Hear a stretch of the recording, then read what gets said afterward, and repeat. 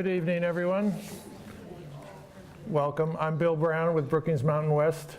Thanks for coming out tonight. We know there's a lot of competition for your intellectual entertainment interests just on our campus alone. So thanks for joining us on behalf of all of us at Brookings Mountain West for our lecture tonight. I want to give a thanks to our colleagues in Greenspun Hall who allow us to use this great facility and who are recording the lecture tonight. So it'll be up on our website in the very near future and on YouTube, and you may see it on public television at 2 or 3 in the morning if you're so inclined one of these days. We're going to talk, we're thrilled to have our colleague Vanda Felbab-Brown back for another talk. She's spoken to us in her previous visits on such topics as the illicit water economy around the world, the narco drug economy. Tonight we have another uplifting topic, the devastating effect of the opioid epidemic, which is, we all know, is a problem here in Nevada, across the nation, but around the globe, as you'll hear tonight. I want to recommend to you a book that Vanda has written on a different topic called The Extinction Market, which is a look at another illicit economy, the wildlife trafficking problem around the globe. No, you can't have my copy, but there's one in the library you can fight over if you like. Let me also thank our donors, which includes MGM Resorts, Barrick Mining, Wolfgang Puck, and Brian Greenspun, who help fund us and make all that we do happen. For those of you who haven't met Vanda, and that's an increasing small percentage of the university and local population, she's a senior fellow in the Center for 21st Security and Intelligence in the Foreign Policy program at Brookings. She also is director of the Brookings Project, Improving Global Drug Policy, Comparative Perspectives Beyond the United Nations General Assembly Special Session 2016 project. And so, as you can gather, she's an expert on international conflicts, non-traditional security threats, including insurgency, organized crime, urban violence, and illicit economies. Like our visiting scholars, she spent time this week in undergraduate and graduate classes, meeting with students one-on-one and faculty to talk about their research and how she can be of assistance in that regard. She received her bachelor's degree from Harvard University and her doctorate in political science from MIT. So let me step aside and invite Vanda up.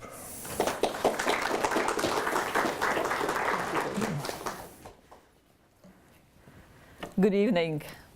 Thank you, Bill, very much for inviting me back, and thank you all for joining us for the conversation today that I very much want to be a conversation.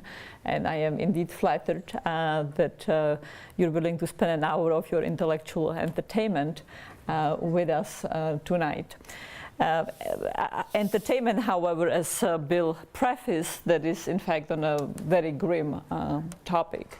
A fundamental topic for the United States, the opioid epidemic in the US. It's a very devastating health crisis. It is the single worst drug epidemic that this country has ever experienced. That is no small thing to say. The United States has had for decades a voracious demand for narcotic drugs, for drugs that cause recreational highs, that has structured and driven supply of illegal drugs and the threats and harms that such a supply poses around the world for decades. And so to say now that the opioid epidemic is really the worst one that we have ever experienced is a very significant statement. It is also a drug epidemic that had very different origins than the previous ones. And in some ways, like the previous ones, it has very significant international and global repercussions, but the vectors and effects are, again, quite different than what we have seen in prior drug epidemics, such as the crack cocaine epidemic of the 1980s and 1990s, and the methamphetamine crisis in the 1990s and 2000s. And other drug epidemics. The US story is rather well known at this point, but nonetheless I would like to start with it to some extent because it's crucial for understanding what has happened and what's unwinding, and also because we are at a rather dramatic moment in the US element of that story. And then there's two events that those of you who are interested in the topics have perhaps noted over the past week. One was, or 2 weeks. One was that Purdue Pharma, a large pharmaceutical company and the one that's most notoriously associated with the epidemic, settled a lawsuit in Oklahoma for $270 million. Now, the Attorney General of the state of Oklahoma that sued Purdue Pharma for its responsibility in the opioid epidemic asked for $1 billion. They settled for $270 million. That may sound like a lot of money, but in fact, in comparison with the scope of the profits of pharmaceutical companies like Purdue, it's actually not that large amount. So that just happened recently, and the other big thing that happened on Monday was that top-level Chinese authorities announced that they were making as controlled substance scheduling all fentanyl class-based drugs. Fentanyl is a synthetic opioid like Oxycontin and others that I'll talk about. And this was in some ways a culmination or a first step in what has preoccupied US and Chinese diplomacy, or US diplomacy toward China, I should say, since really the Obama era. Neither of these events will end the opioid epidemic. Neither might be an inflection point, but both are significant moments of the story. With that little bit of a teaser for you, let me now back up and give you some of the facts. How many of you know how many people died in the United States of drug overdose last year? Or how many of you are willing to venture some number, please? Isn't it around 65,000? Any other guess? 500,000. Oh, thank God, not that yet. So the number last year was 72,000, of which the very substantial portion, at least half, was related specifically to opioids. What are opioids? Opioids are drugs that are it's a class of drugs that is one of the narcotics drugs. It's also drugs that are used for pain relief and during surgeries.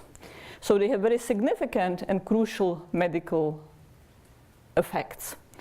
Unlike potentially some other illegal drugs that medical communities and narcotics officials deem not to have any medical benefit.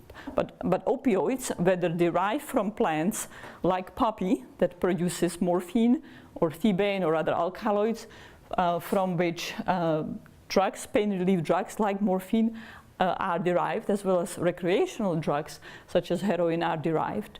Opioids, synthetic and plant-based, have very significant medical effects. They're used in anesthesia. If you're going to go have a surgery, I hope you don't, but if you will have a surgery, it's really much better to have a surgery with anesthesia and with pain relief than without.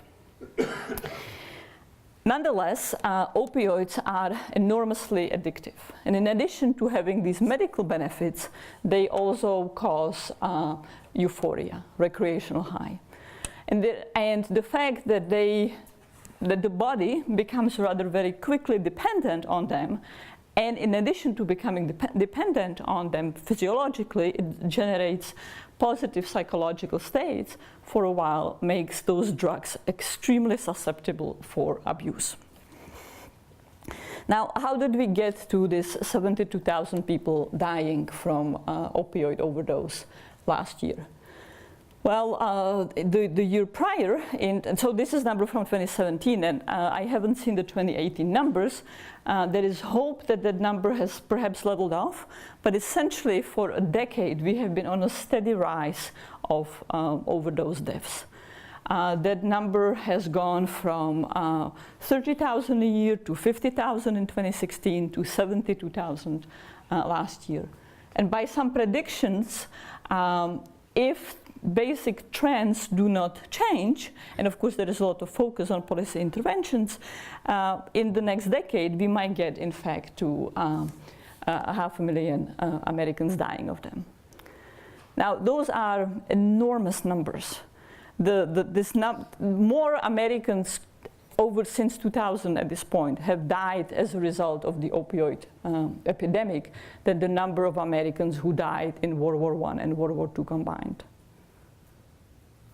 The total number of Americans who died during Vietnam War was about 60,000, in the 60,000. Last year, 72,000 Americans died as a result of drug overdose. And of course, that 72,000 number does not truly capture the scale of the health effects that the crisis is having. Many more people overdose and survive. Yet a crucial element of overdose is that the brain and other organs are deprived of oxygen. So even people who survive an overdose may be severely medically hampered for the rest of their lives. They might never be able to recover. The level of their health might be severely limited and jeopardized. And even people who are addicted have a very profound medical illness that has a range of effects on their physical health, on their social and economic well-being, on their capacity to hold and maintain jobs. A whole spiral of negative effects can very easily take place in the context of addiction. So in 2015, where we were still at around 40,000 dead, the economic cost of the epidemic was estimated at about $500 billion, 2.8% of the GDP. That was in 2015, where we were at less than half of the number of deaths that we have experienced in 2017. So again, multiple scale of effects.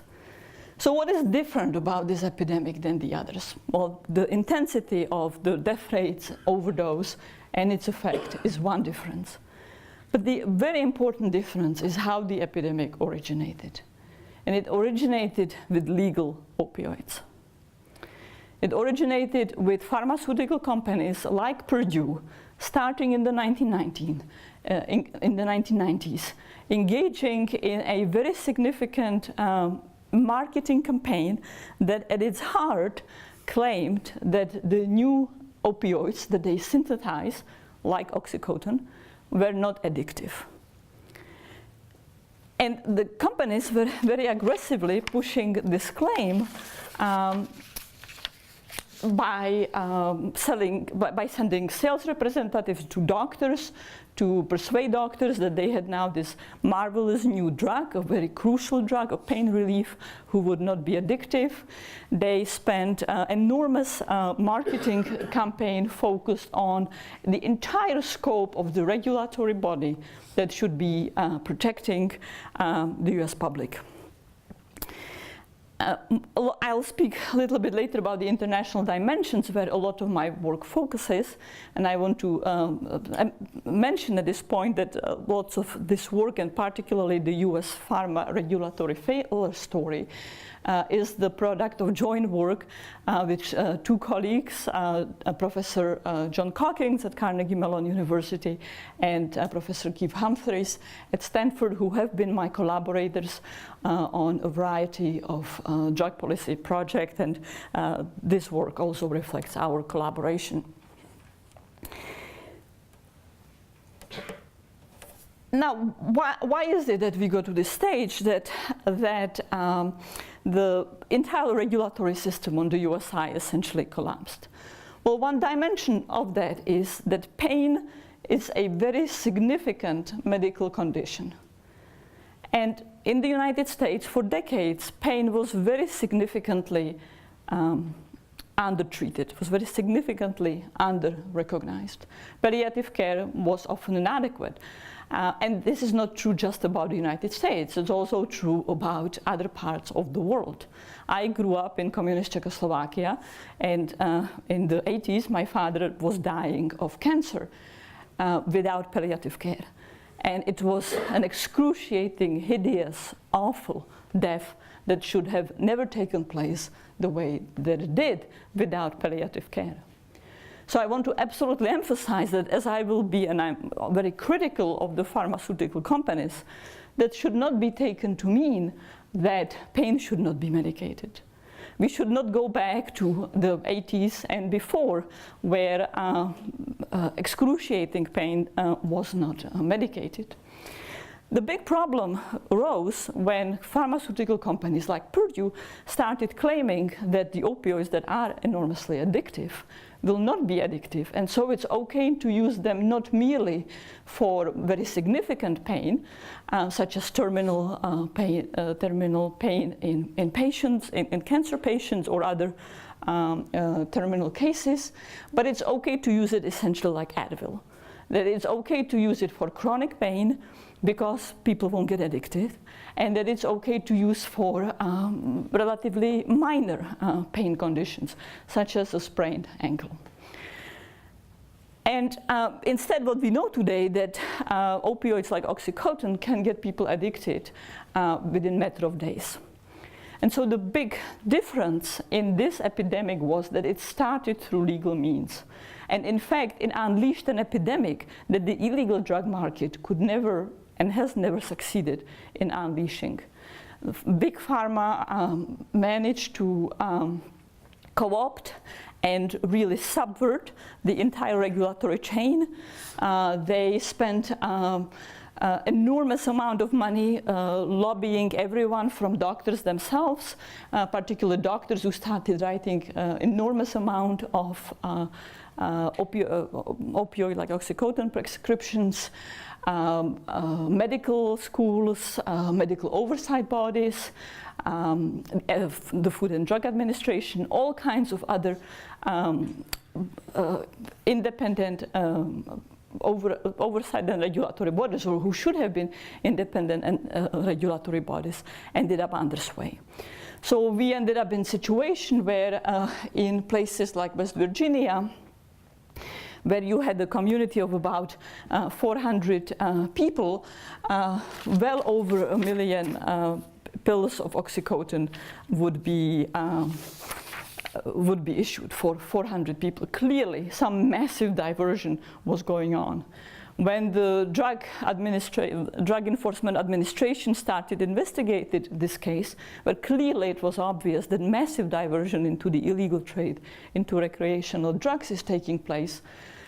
Pharmaceutical companies and drug distributors responded by hiring away drug enforcement agents to work for them and to shut down the investigation. And later on, they lobbied members of US Congress to get to pass laws that prohibited the DEA or significantly hampered the DEA, the Drug Enforcement Administration, in investigating cases such as this, where obviously diversion was taking place. So from the design of the laws to existing regulatory bodies, there were systematic and significant failures and constant deceptions. And truly constant malfeasance. So many of you have perhaps followed the outcry today, where you have museums disavowing donations from the Sackler family, the family who owns Purdue Pharma, to many other lawsuits going on. There is a mega lawsuit in the state of Ohio where 1,600 plaintiffs are suing companies like Purdue, others. It's not just Purdue alone. It's the federal case. Multiple cases are happening at state level. The New York State Attorney last week unsealed a major case against those pharmaceutical companies.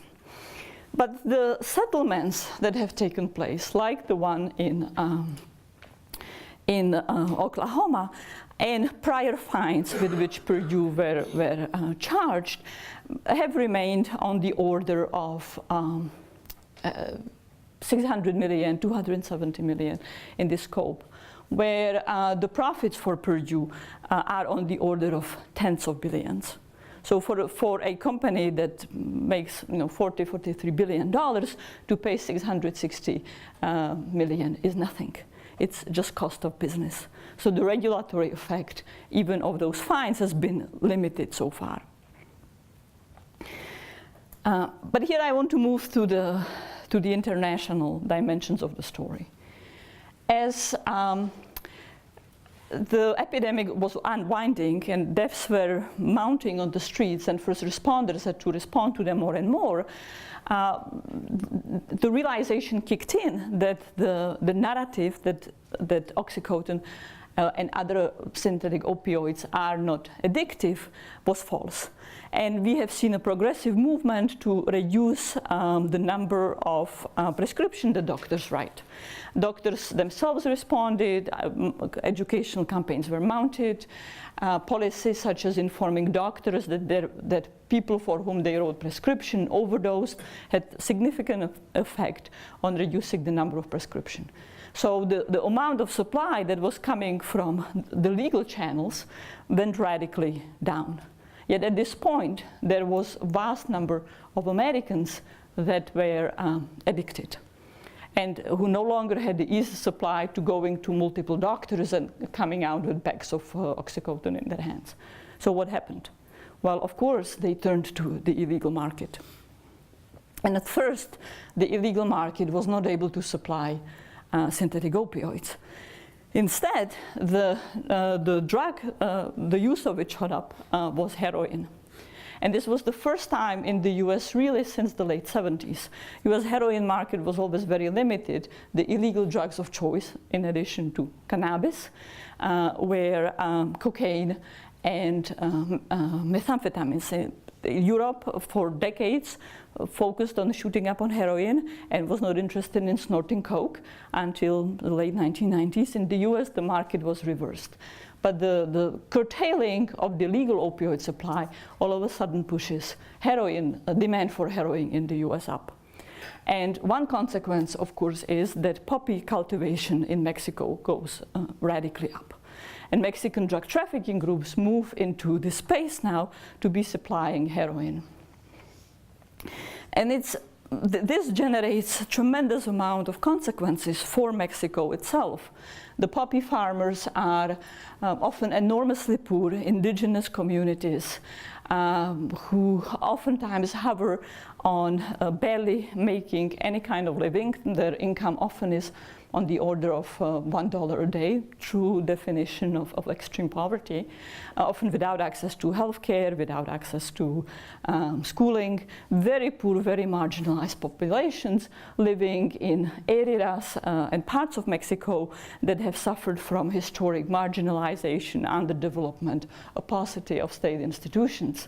And now they are making money because the cartels are sponsoring poppy cultivation, but at the same time they're also suffering from multiple forms of violence. The drug cartels are very violent and they frequently fight over territories, including poppy cultivation territories. And so the areas that became prime areas for cultivation, like what is called the Tierra Caliente of Guerrero and Michoacan, also became enormously violent areas.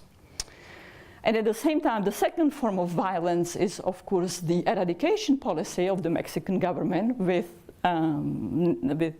pressure from the United States to destroy those poppy fields. But nonetheless, for a while, these communities were making a significant amount of money.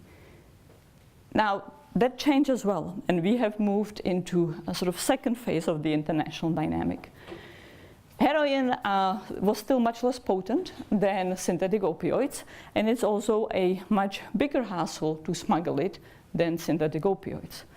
Synthetic opioids have been synthesized back in the 50s, and one of those opioids synthesized is a drug called fentanyl. That drug is about 50 to 100 times more potent than morphine.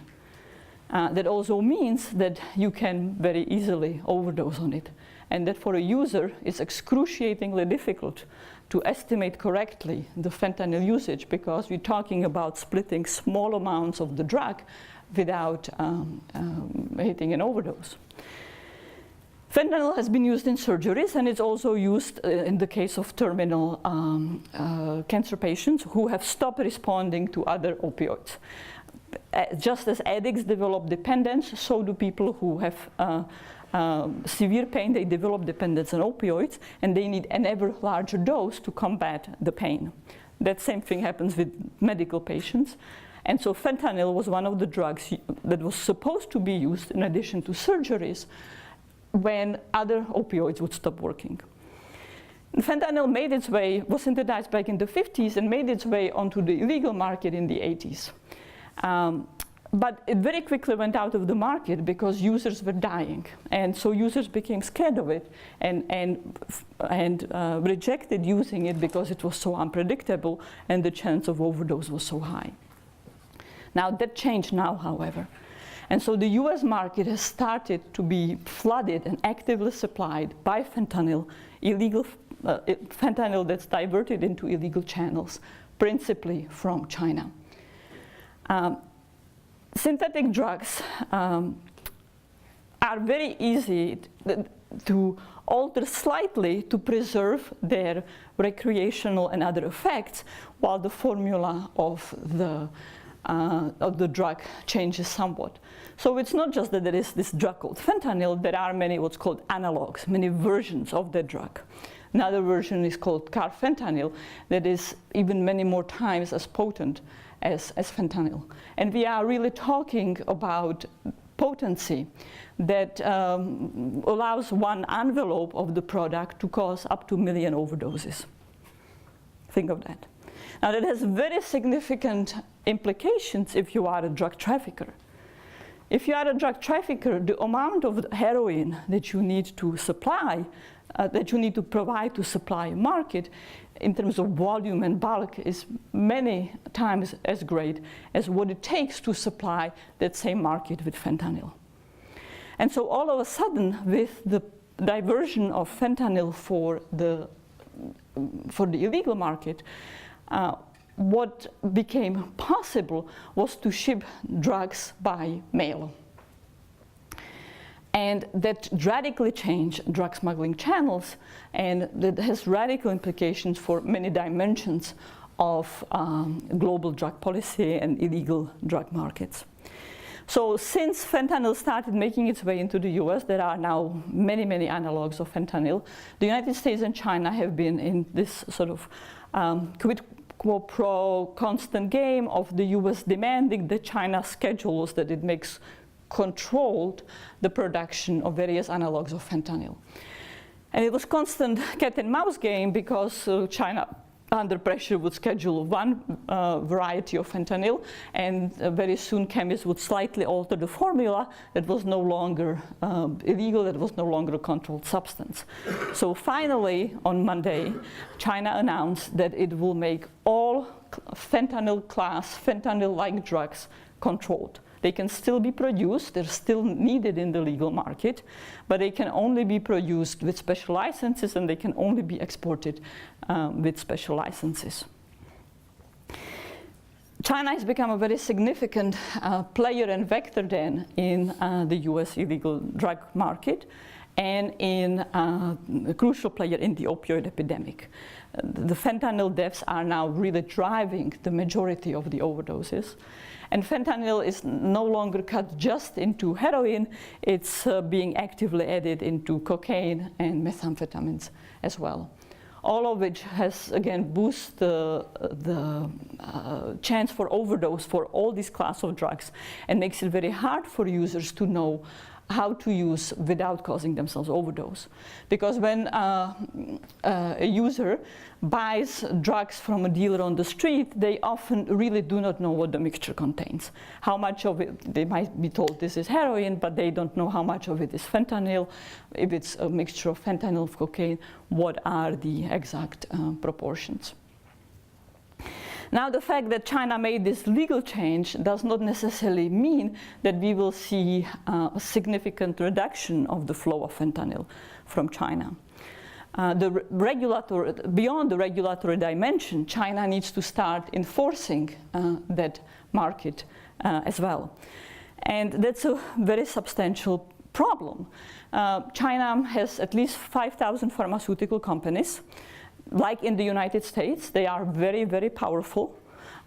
They generate great deal of jobs and great deal of income, which Chinese officials very much care about. China's key preoccupation is to be employing its population and reducing the number of people in poverty, including to maintain the political system that it has. So cracking down on Big Pharma comes with very significant political and economic costs. Beyond these 5,000 pharmaceutical companies, there are very many, perhaps in the tens of thousands of other chemical companies in China, all of which are also capable of producing drugs like fentanyl. Fentanyl and synthetic opioids are not the only class of synthetic drugs that can be abused.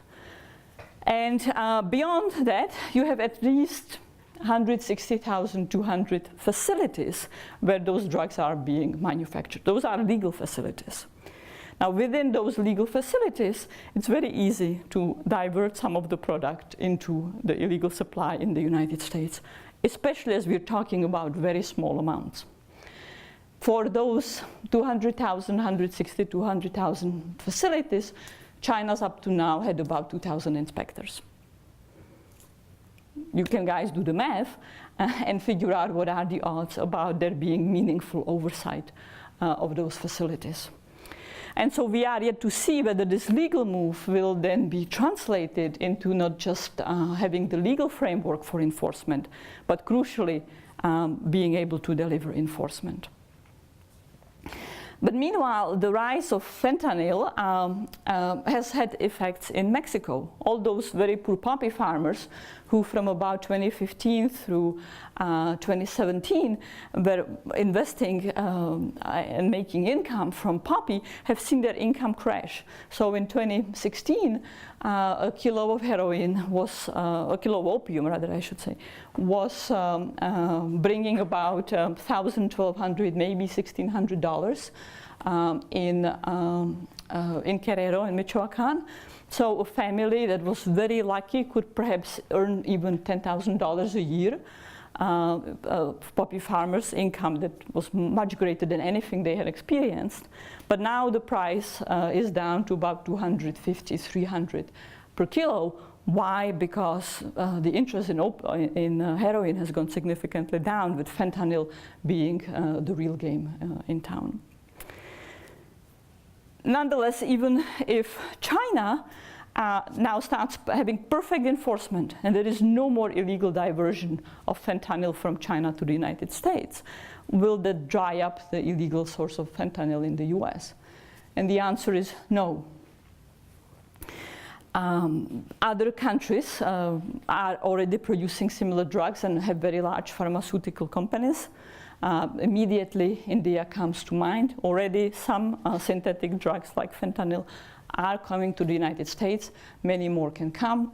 The pharmaceutical industry in India is very powerful as ours, much less regulated than the pharmaceutical companies in the United States, with all the regulatory failures, and with all the same incentives of generating jobs and income in India, in the country of a context of poverty.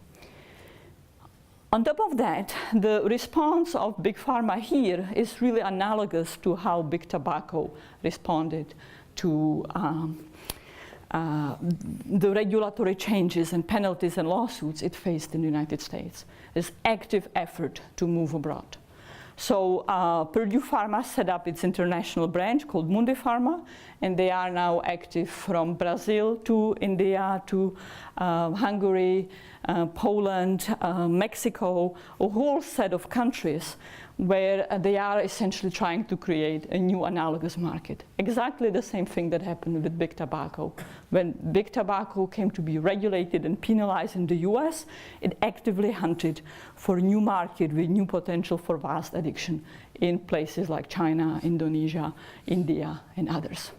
And the US pharma companies are behaving exactly in the same way. Particularly, there is aggressive effort to create joint ventures with the Indians and to start supplying opioids throughout Asia and into Africa.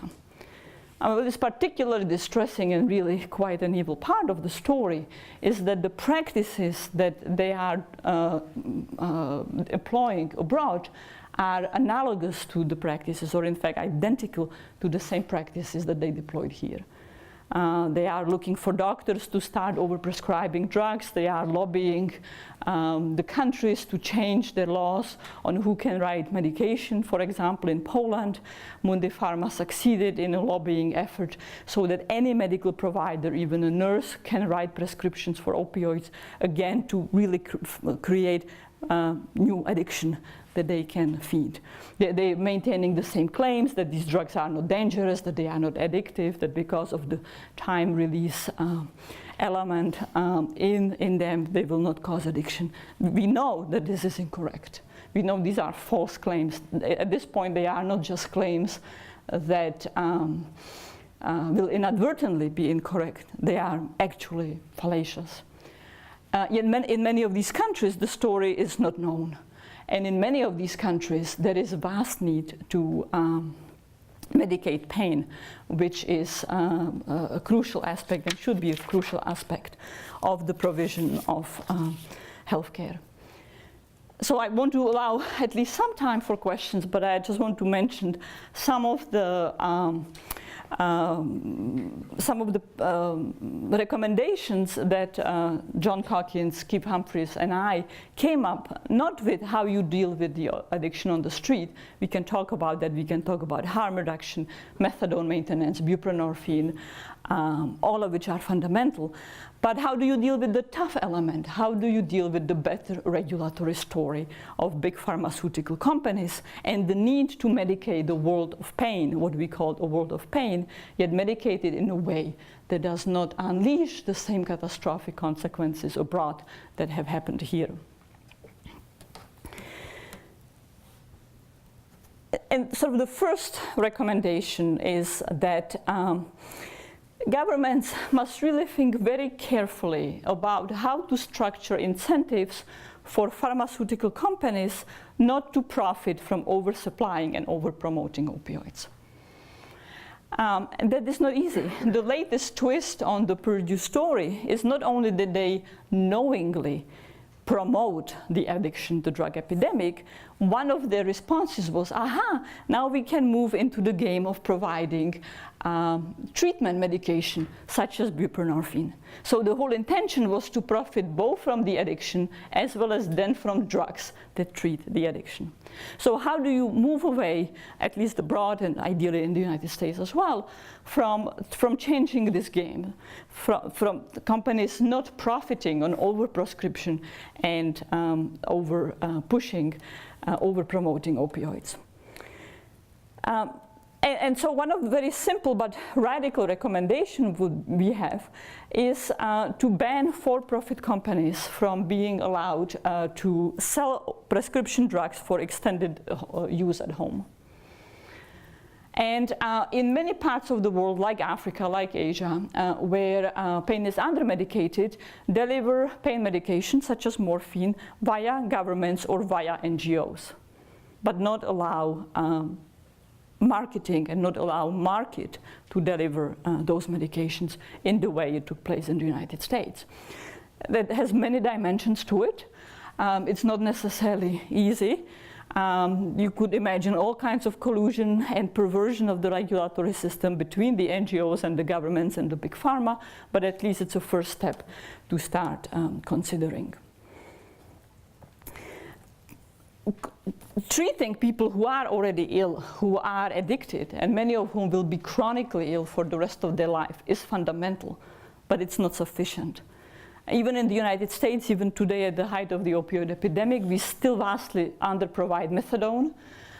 We still vastly underprovide buprenorphine, both medication for treatment, as well as drugs like naloxone that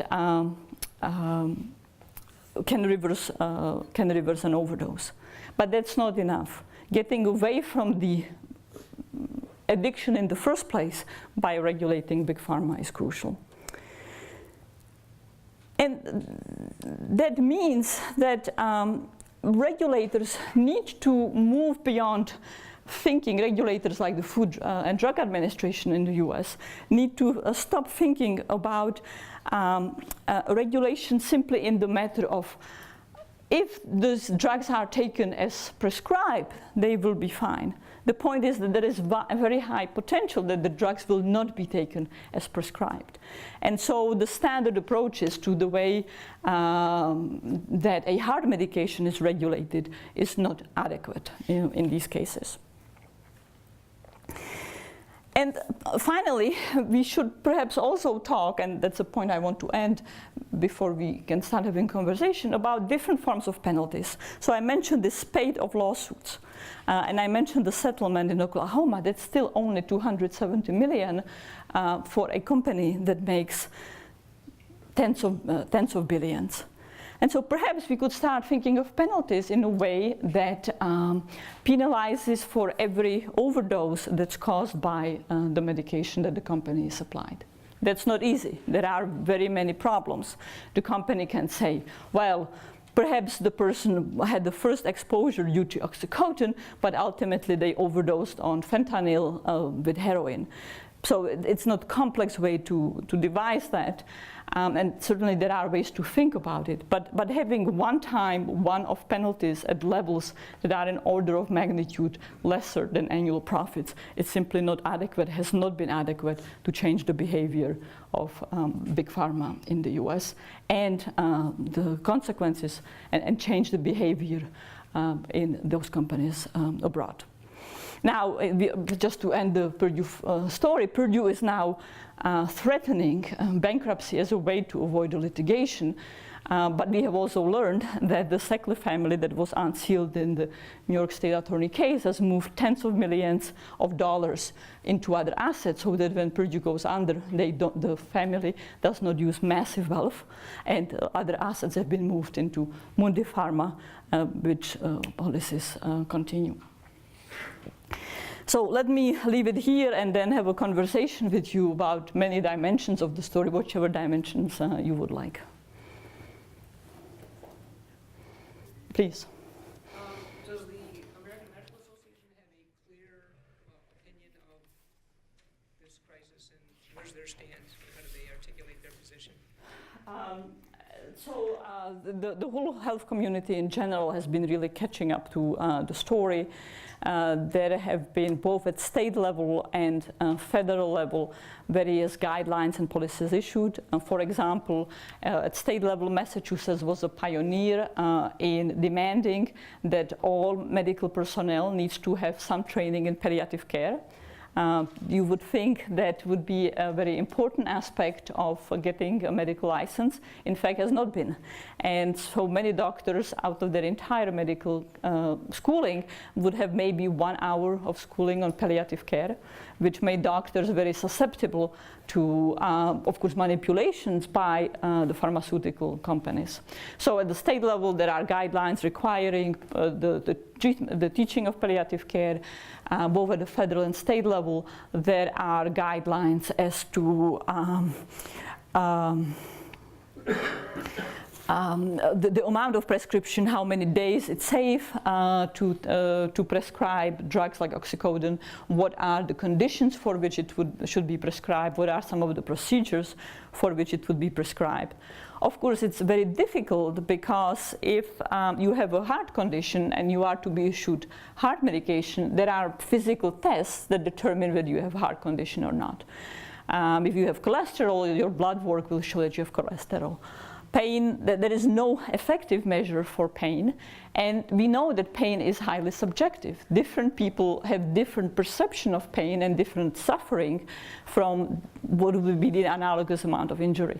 And so this is what makes that aspect of medicine so complicated and so different, and it was also a challenge for American Medical Association and others to be responding to some of these dimensions, because we don't want to go to where pain, especially severe pain, is not treated.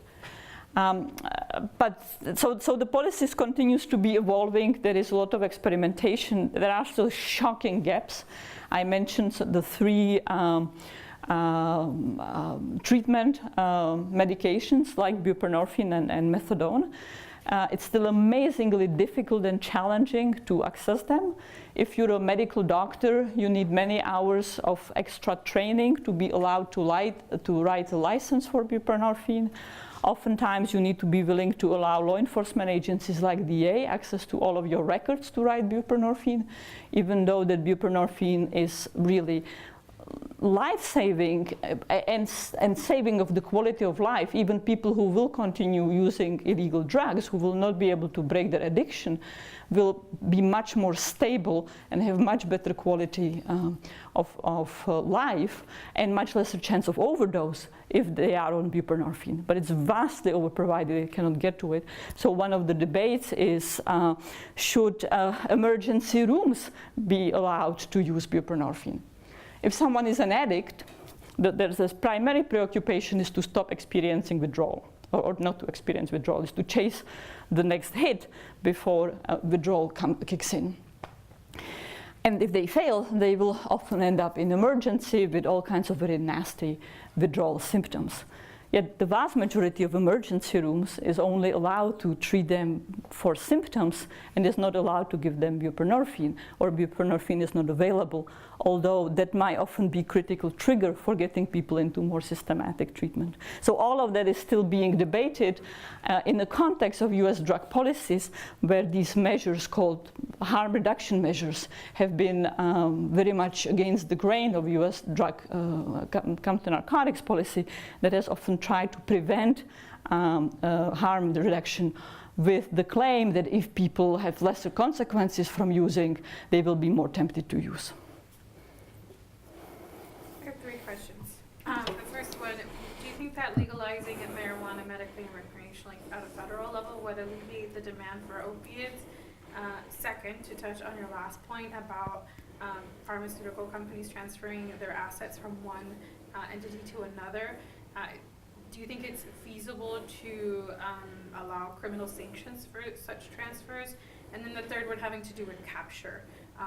Do you think it's feasible to create criminal sanctions for the employee who is being captured, so with the one that would be at the regulatory agency and then working for a pharmaceutical company or a lobbyist firm for the same? Let me start with the two latter legal questions. I'm not a lawyer, and you know, I'm stepping on very thin ice and kind of venturing opinion that's not based in really legal understanding here. I would imagine that even if such laws existed, there would be a lot of challenge, or the core of the issue would be knowing deception. Now, what is really shocking about those lawsuits that are going on is that the knowing deception has gone on, that systematically pharmacies, drug distributors, sales representatives were fully aware they were engaging in behavior that was either, at minimum, immoral and problematic and responsible for the opioid epidemic. And it seems to me that there should be legal penalties for that. But I am not a lawyer to determine where the legal scope is, but those cases are unwinding across the United States at federal and sub-federal level precisely for that. So we will see the answer soon in some ways. Now, let me just point out that if in the first 2007 case against Purdue, for which they settled in which they settled for $600,000, The three top executives who were being charged in those cases ended up with about 40 days of community work for death rates in the tens of thousands and many more addicted. Where if you are a dealer on the street and you're caught with small amount of heroin that you are dealing to partially support your habit, you will end up in US prisons for easily 40 years. So the legal system is currently massively disproportionate in whom it targets. 40 days versus 40 years for supplying a small local market versus overseeing, knowing addictions of millions of Americans. So at this point, about 2.8 million of Americans are addicted. Your first question on the marijuana. Well, we don't know the answer. There is a significant move to use marijuana as a painkiller.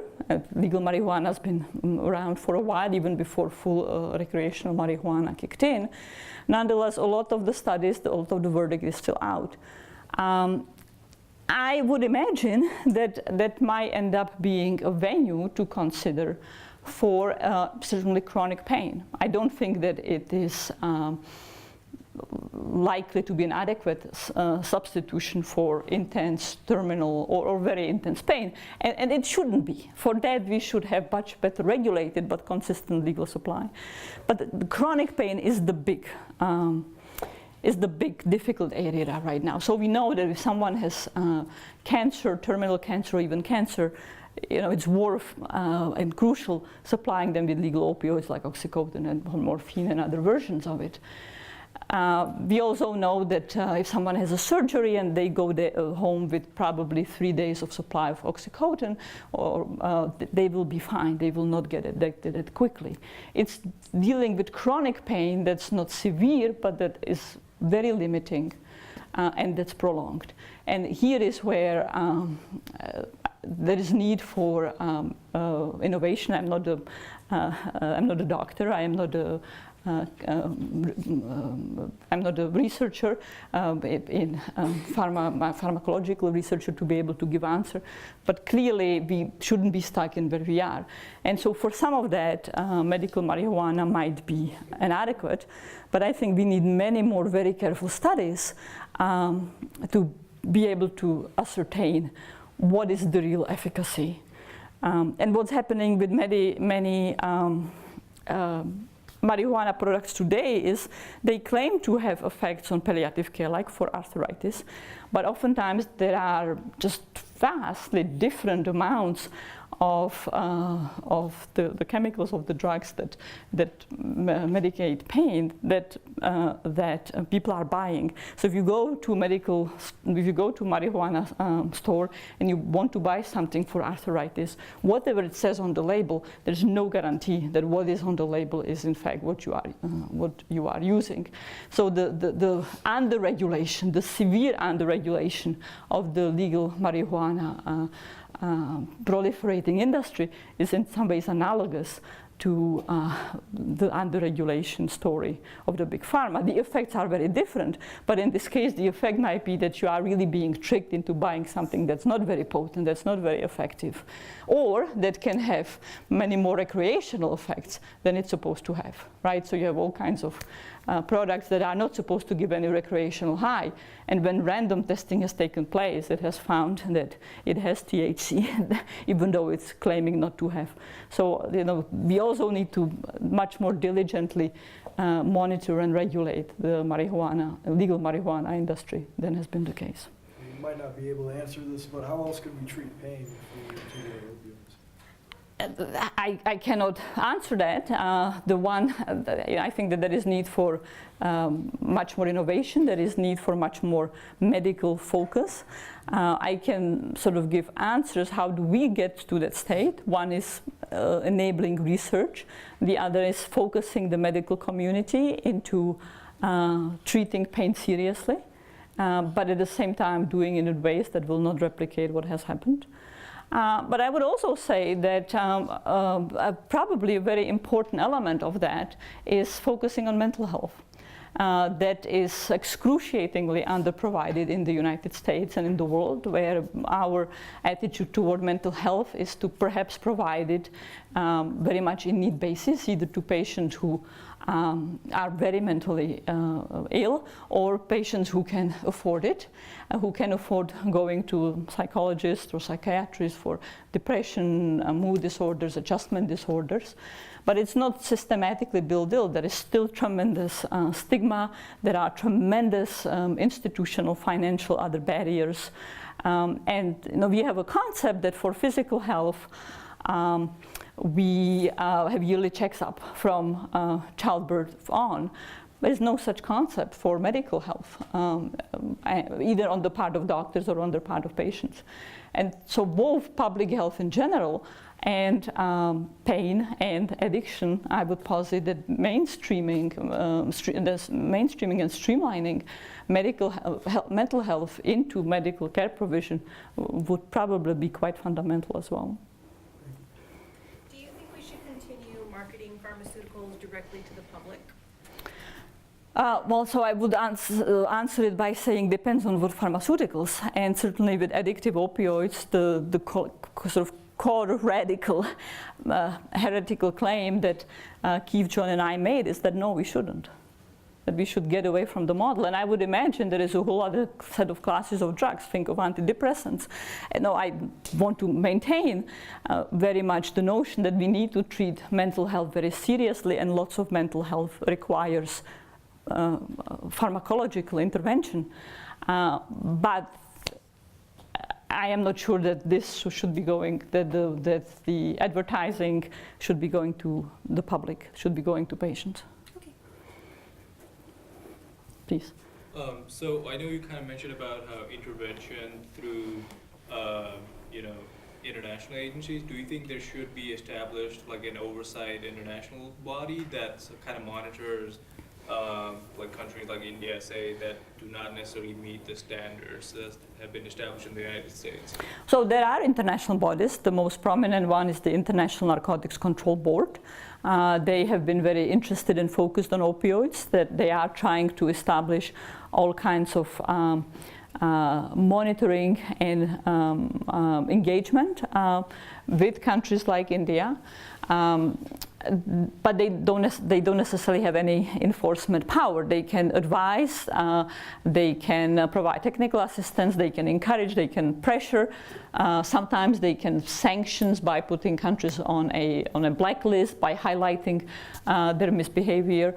But ultimately enforcement still remains very much by a country. Or in some cases, the United States could apply its economic sanctions in terms of enforcement. I have the terrible job here to bring our formal part of the evening to a close. Let me thank you, Vanda, for informing us on a very important and needed topic.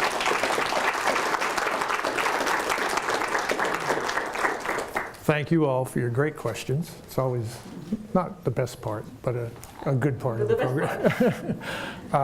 Let me invite you back in a couple weeks for our next and last lecture of the semester. We'll be turning to quite a different topic. We'll be turning to K through 12 education, and we'll have a colleague out from Brookings, John Vallant, who has studied the causes and consequences of student discipline in the K through 12 system across the country. And another timely topic, but he'll be informing us on what seems to be working, what's not working, where there are problems created by disciplinary actions, as well as hopefully solved by them. So if you can join us, we'd love to see you then. If you have a question or comment, we'll be around for a little while, but thanks for your time.